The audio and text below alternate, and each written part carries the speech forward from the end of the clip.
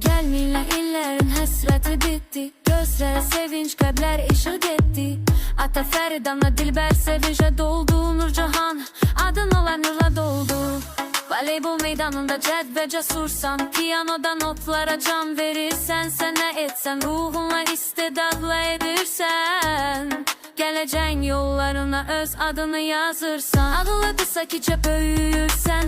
Zəhmətin zəkanla fərqlənirsən. İllərlə gözlənə xoş bəxşiş kimisən. Ailənin dəyərli mirasısən əzizim. Nurcahan gülüşünlə doğur sabah. İşıq saçırsan hər evə, hər baxışa. Sən bizim həyatın xoş nəğməsisən.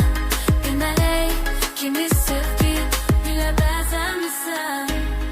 Nənələrin Şəhla və Zöhrə sevinir. Hər addımının da gözləri gülümsəyirsən. Nəvə yox, həm də bir sevinç versən. İşıqlı yolunla ailəyə ilhamsan. Nişanlığın gözəl, arzuların saf. Hər günün olsun, həmişən ola bəzənəm. Sənin kimi qız böyütmək böyük fəxridir. Dünyaya rəng qatan ürəklərə səsdir. Əllərində sənət, ürəyində sevgi. Yoluna çıxsın uğur, xoş niyyət zəngi. Gələcəyin parlaqdır, qızım əzizim. Sənə inananların arzusu sənsən. Nurcahan gülüşünlə doğur sabah. İşıq saçırsan hər evə, hər baxışa. Sən bizim həyatın xoş nəğməsisən.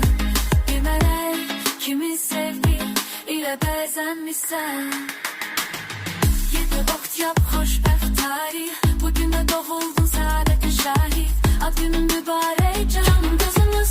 Həyatın sevgi işıqla dolsun daim.